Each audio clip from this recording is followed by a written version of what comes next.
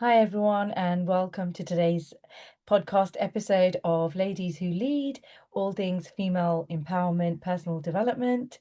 And today we have a very special guest called Deb Hansen. Deb is a first time author of a book called Borderlands Stories from an El Paso Shelter. And it's a memoir of her first 3 winters volunteering in the US and Mexican border. She recently completed her fifth winter offering hospitality and practical support to people seeking refuge from violence, poverty, and political and climate instability. Wow, that sounds really inspiring, Deb. I'm really looking forward to hearing more about your story and what you have to share with the audience. So, Debbie has a private practice where she offers interfaith, spiritual, companioning, and coaching, and continues to explore the field of collective trauma healing. And she's increasingly drawn to the work of peace, relationships, repair, and reconciliation. Deb, you describe yourself as a lifelong border crosser when it comes to things like culture, integration, language, religion, ethnicity and general worldview.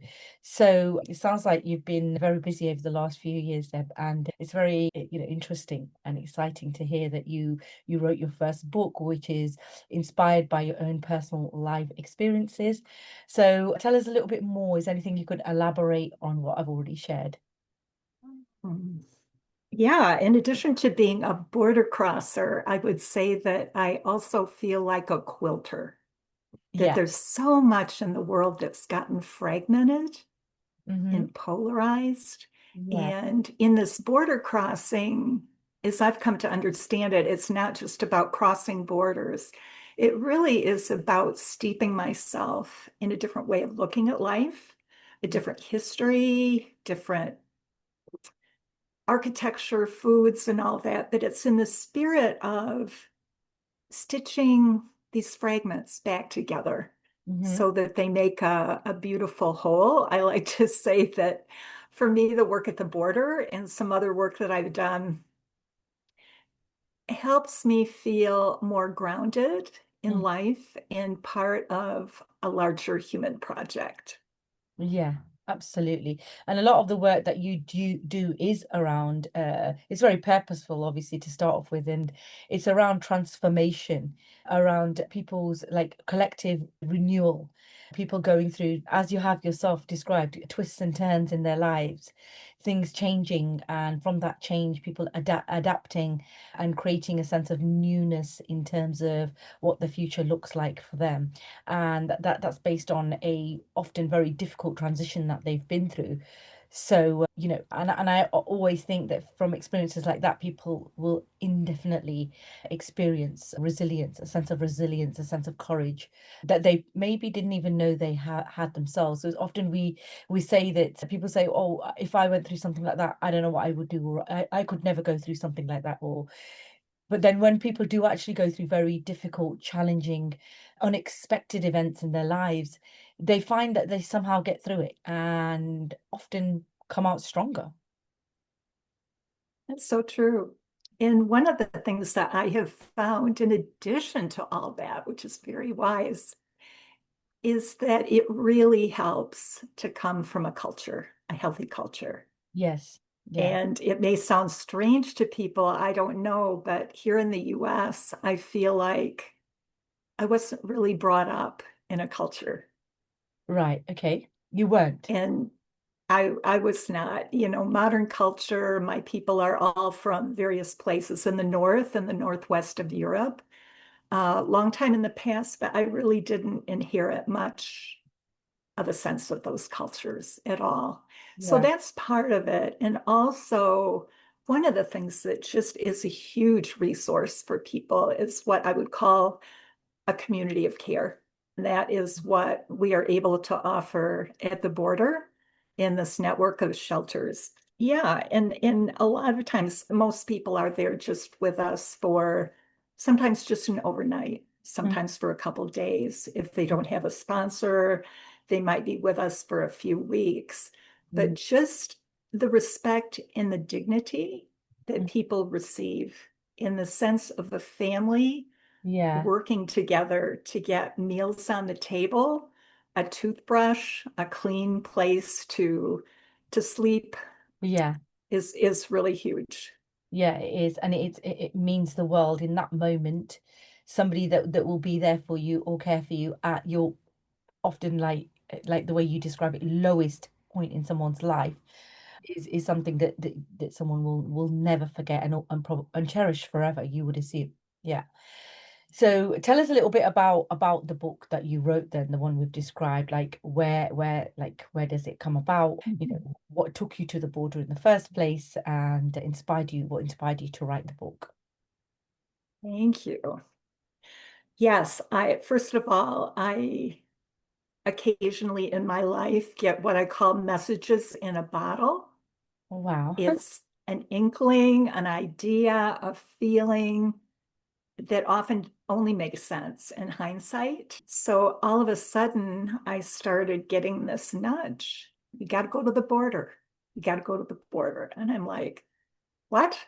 I speak fluent French. My Spanish wasn't that great at the time. Right. And this has happened to me often enough where I've learned to not argue as much as I used to earlier in life. Yeah, yeah, So I asked a friend, and it looked at that point like he was going to be making his life at the border. yeah. I asked him for a few suggestions, and he said, you go to El Paso, you go to an Annunciation House. And that was that. So I looked at the website and it looked compelling. I had never been to El Paso and I wasn't even sure what state he was working at the time. So that was how it started. And then the other thing is, I never planned to write a book. I love to write, Mm-hmm. but I mostly write articles. That's kind of the attention span that Yeah, I have. But I started keeping, I don't know, a diary, a blog on a private Facebook group right. without any particular intention or thought. But as time went by, particularly the first year when everything was new and disorienting, in my Spanish, like I said, it was really a panic when the phone would ring and it would be a Spanish speaking person. My stomach would just clutch. But it became a way for me to really look back on the day, what the day brought. So much was new and yeah, people with very different experiences of life, people falling off the border wall, which is about 30 feet high. Mm-hmm. So I did that, as you mentioned, for 3 winters, and it was a way to share with people. I didn't want to do it publicly because emotionally I wasn't prepared to take a lot of challenges, a lot of criticism. So then people could share with their friends. And that's how it started. Mm-hmm. And after a few years had gone by, people were telling me, oh, this is good. You should turn this into a book. And just right away, I'm like, no, no, no, I don't do books. And when I thought about it, I'm like, I think 75% of the book is already written. And to Yeah, get these stories out to a larger audience is an educational vehicle. What kind of a person wouldn't be willing to put some structure around this and get that done? So that was how amazing. it started. Yeah, And the book really it focuses on 3 things. It's because it's a diary, it's really easy to pick up and put down. sure. It's kind of little bite-sized segments. The first thing, of course, is the stories. Who are these people? Why are they coming here? Where are they from? Where are Yeah. they going?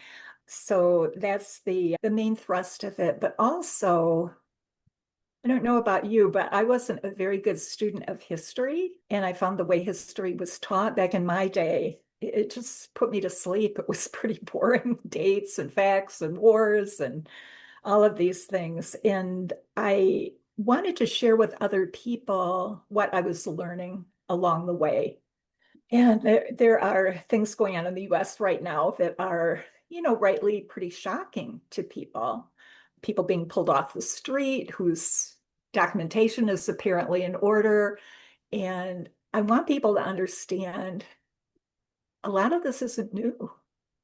we repeat these patterns, and there's an opportunity here to really face some of the more challenging parts of US history. And I don't think it's just US history. I think we've all got history that needs to be confronted humbly. Mm-hmm. But that's another piece of it. And the third piece is my own reflections. Yeah. I tell people I don't have a 21 point plan here. I'm not going to tell you what the answers are because I don't know what the answers are other than if I were in that situation, I would want to be treated with With respect and absolutely, dignity. And absolutely. that's how I want to treat others. So that might sound a little simplistic, but I wanted to really invite the reader into some reflection. Hmm. Absolutely. And the reader may, it could be anybody. It could well be him, most likely somebody who's not gone through that exact experience. But it's like a mirror, isn't it? It's describing a very challenging, a very personal, compromising situation that somebody is going through, and then how they are dealing with it, how you are viewing it from your perspective, having been there for Yes. multiple winters, observed the behaviors, the responses to the way that they're being cared for, the dignity and respect element of it, which is huge. And also the repeat, like you said, the repeat patterns, and that's really powerful. So there's the opportunity there to learn from people's experiences, and also to try to get to the core of the issue, to ultimately want to, strive to solve it. I'm sure there's something that, that you would be inspired to want to do. So, and it's very humbling the way you've described it, how how the book came about, how your experience of being there, and, having lots of notes and transcripts, and then turning it into a book because you saw a higher purpose for it. And that's really nice, a description of your own experience. Hmm. And then being able to share that for the support of others is really beautiful. So when we speak about the book, if we go into that a little bit more, like, what was the most challenging part of writing the book, Borderlands, and what was the most rewarding?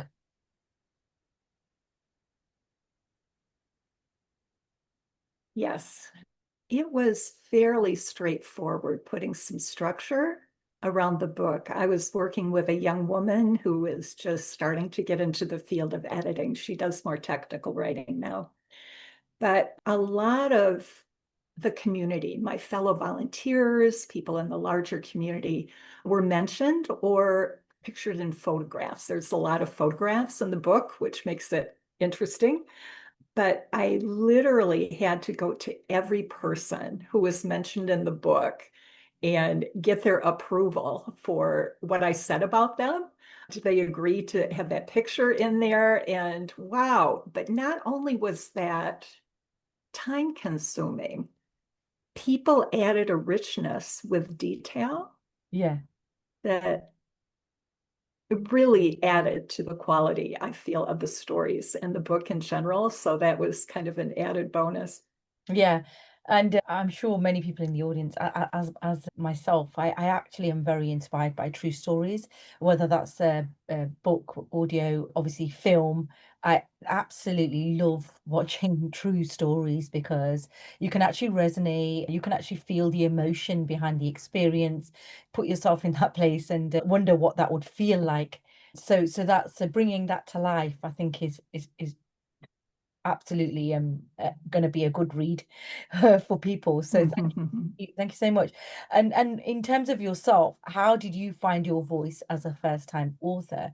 So it's not easy to just go about and say, yep, I know you had those transcripts, but like, actually, I'm confident enough to write a book and put this out there. It's not easy to do that. Like, really finding your own voice within yourself for a start is a challenge.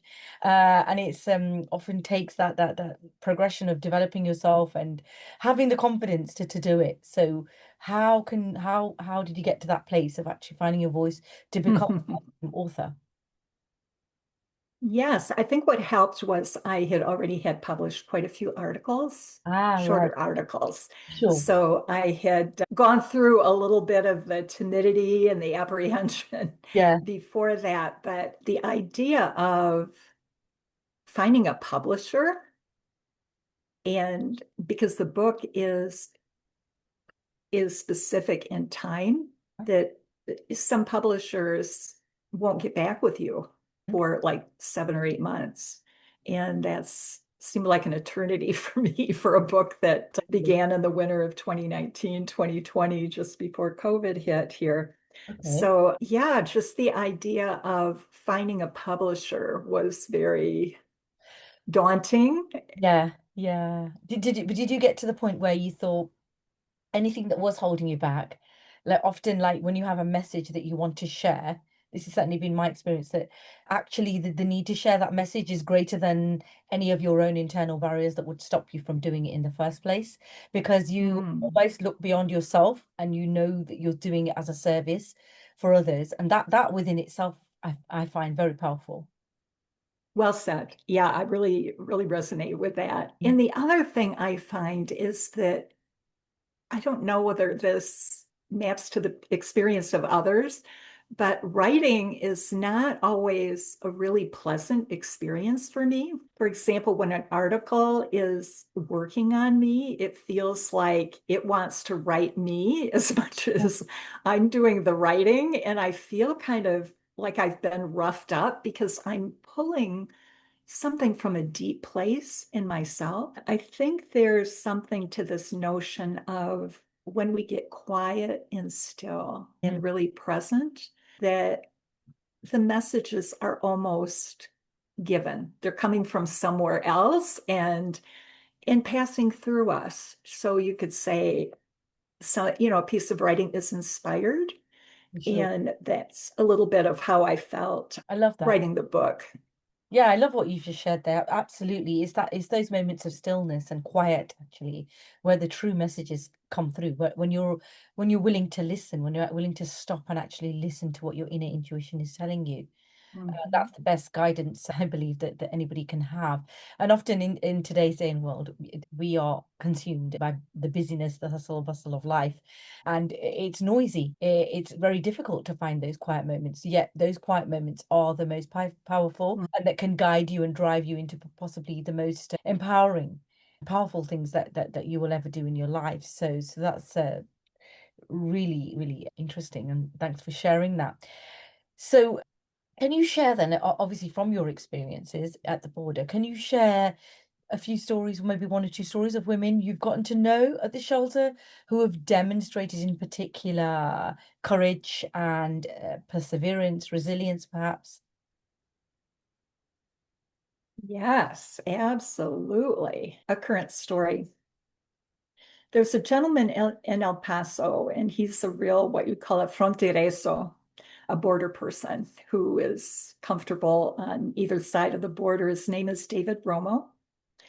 And I got to hear him speak after I was there for a couple of years. And David would call himself a microhistorian. And I love the notion of that. It's somebody who could almost meditate on a photograph and see things Mm. like a whole history, a whole story could unfold with a tiny little detail. So this is a bit historical, but I think it's important for how people are treated as they cross borders. Like so many people here, David has both Indigenous and Spanish ancestry. Much of what he presented to us must have been painful to research and speak about. He asked everyone at the end of his talk how we feel about what we heard, whether it was sorrow, anger, or gratitude. To know what happened, it was clear we all felt deeply moved. David reminds us that people were able to travel back and forth across the river with two names freely and without a passport until 1917. One of the stories that strikes a chord is learning more about Carmelita Torres, who is compared with Rosa Parks. The year is 1917. Imagine you are 17 years old, a maid, living in Juarez, and cleaning homes in El Paso. You ride the trolley across the bridge to get to work. Before you are allowed to enter the US, you must go into a building where you are required to strip and take a bath in gasoline. Your clothing is treated in a steam dryer. Both of these procedures are said to be intended to kill any lice, carriers of typhus, on your body. And there were outbreaks in several cities in Mexico. Hmm. You never learn that you've been secretly photographed in the nude. Hmm. Your photo and others are now on display in a bar. What do you do? Mm-hmm. Carmelita decided she had had enough. She convinced 30 people, 30 other women in her car to refuse the process.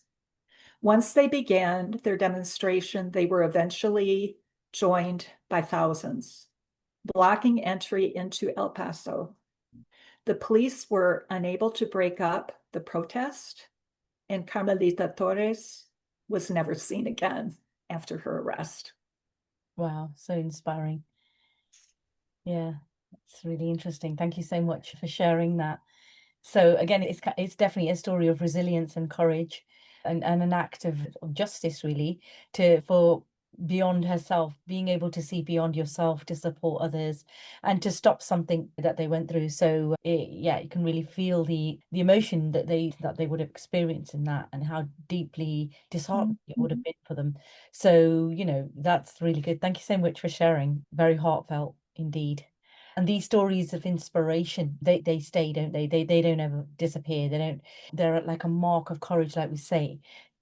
When you look back and you think, wow, that person did that despite all of the difficulty that they faced, how difficult actually it was to stand to the power and say, actually, I'm not doing this. And we're all collective. It's like what we said, collective healing, collective justice almost to to help others. So really powerful. Thank you. Yeah. Yeah, there's something else, Neri, that comes up when you mention that is I think the reader could put themselves in the place of some of our guests in Yes. some of the difficulties that they've gone through for sure. Yeah. And others might put themselves in the place of somebody like me who comes down when they didn't have to Yes. volunteer. Well, A- exactly. And what I say to people is that because many times people say, oh, this is so wonderful. And aren't you great for doing this? And it is good work. There's no doubt about it. And as a person of privilege, this is also medicine for me, Of course. Yes. that I can travel the world in what a friend likes to call Disneyland, Yeah. Yeah. that I can live protected in Yeah. a set of carefully curated experiences wherever I go, protected from some of the grimmer realities of my sisters Yeah. out there. So, in that sense, for me, this is about solidarity, not, somebody's the helper and somebody's the recipient. It's no, we're part of this human family, this human project, and we are in this together. Hmm. And that what for me is healing Yeah. and also very meaningful. It's very powerful because it is like collective trauma healing.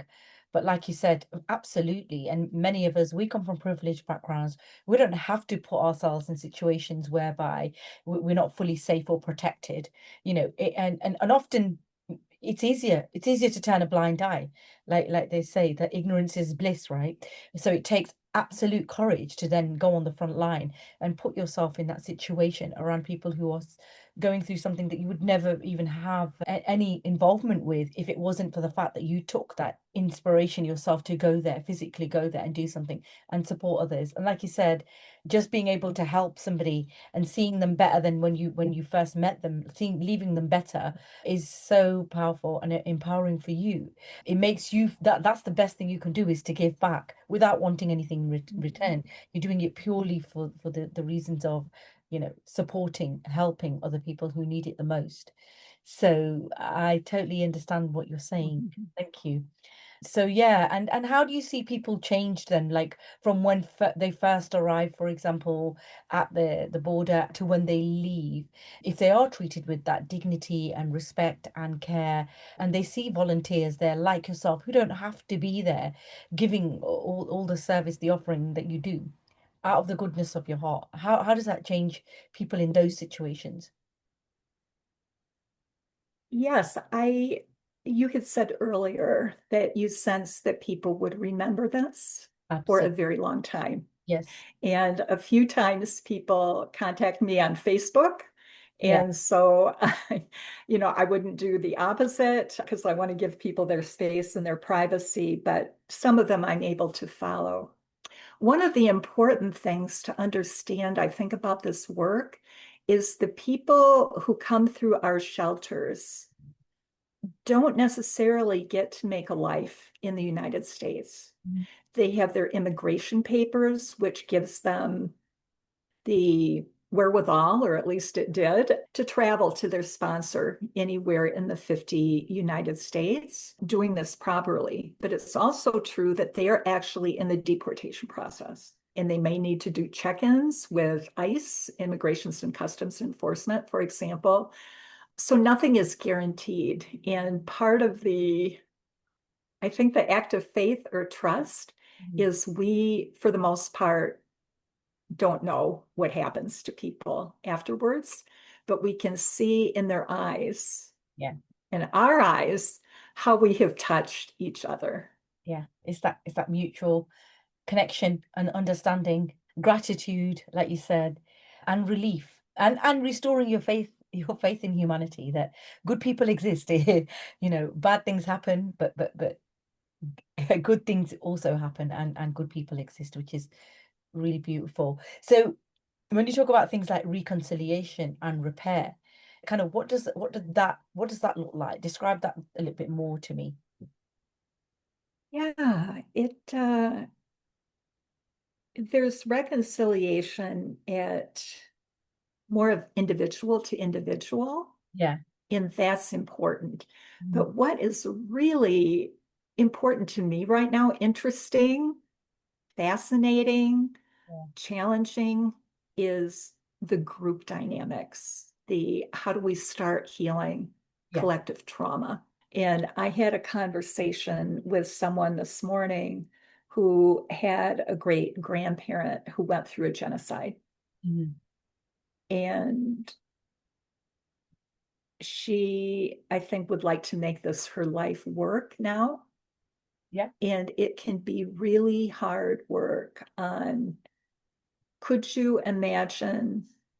I mean, we're all a combination, I find, of victims and perpetrators. We are capable of beautiful things and not so nice things. Yeah. So, if you could say that in a situation of war, of violence, could you ever imagine coming together Mm. and putting down the armor with someone who did great harm to your family? Yeah. And could you imagine you ache so much Yeah. for just a simple, I'm sorry this happened. I can't do anything on a larger level, but Mm. on behalf of my people, I can say, I see the pain and I'm sorry Yeah, you're for almost what happened. compelled to give the apology on the behalf. Yeah, because you feel that remorse, you feel, and obviously you don't want that suffering to continue. So if we look at it from a slightly different twist, then in terms of your spiritual practice, because you describe yourself as a spiritual person that comes into your coaching, your therapy. So how does that help you in the face of so much human suffering and injustice? How does a spiritual practice help you uh yourself, and any work that you do with other people? How does that? Mm, I find spirituality is a great lever to actually help people to relieve them from stress, anxiety, trauma, especially repetitive patterns. It's just amazing how much spirituality it can help. yes, beautiful question. Thank you for that. I know in my own experience, when I am addressing a difficult moment, a difficult emotion, a difficult sensation in my body, my tendency is to want to constrict, is to close in. And one of the things that spiritual practice does for me, I happen to be a meditator. That is one of my practices. Yeah. Another practice is really I live in northern Michigan, which is a place of tremendous natural beauty. And to really feel like after I come back, after a winter in El Paso, that the forest recognizes me and the forest is glad to have me back. I am glad to see the forest again.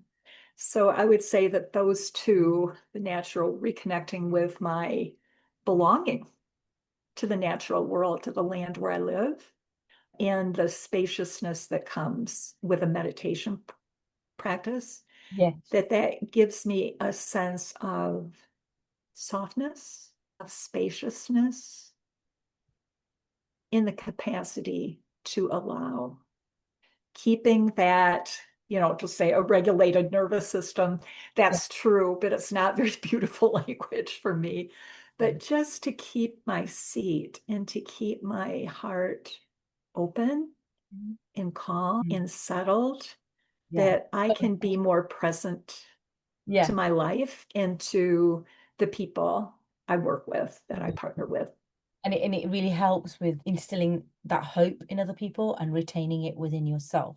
Because obviously, with adversity, the more prolonged it is, the more rigid or more definitive it is easy for people to say, I break, or I give up, or Mhm. that's enough, or I can't take any more, and take, drastic actions as a result. But the hope to want to continue to carry on, that's got to come from somewhere. And that's where I find the spirituality, like you described, it helps to keep the presence, the softness, the connection and the hope, as we describe, to take the next step, to want to do better. And I think it's amazing when people come out of these sorts of situations, as you describe, and stronger, more powerful, and then wanting to help others. I mean, that's the Yes. best outcome, really, isn't it?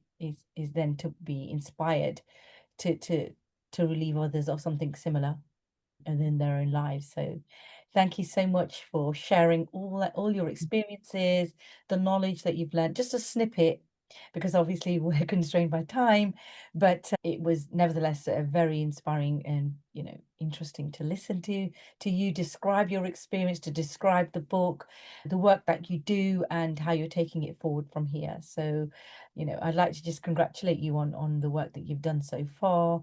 It takes a lot of courage, as we said. You don't have to be there.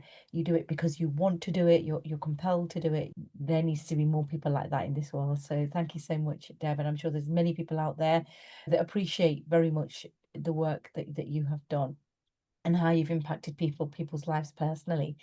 So just to finish off then, do you want to tell people a little bit more about, where they can find you, how they can get hold of the book, if they want to read it for Mm. themselves, because there's probably people out there who are going through similar experiences, or they can resonate with something that you've said today, that would love to connect with you, maybe be coached by you, just get a Mhm. different perspective to support them. So just give us a bit more information, please. Thank you so much. The book is available for the most part wherever books are sold. I can't speak to every corner of the world, but for the most part, it is available to be ordered. Yeah. So that's one thing. And I have a website that is under construction right now. So it's like watch this space. Yeah. And it's under my name, which is debhansen.org. Okay, that's perfect. So just to remind everyone, the book is called Borderlands: Stories from an El Paso Shelter, a memoir. Is that right? Correct. Yes. Great. Well, thank you very much, Deb. It's been an absolute pleasure to speak with you today. Thank you and bye-bye.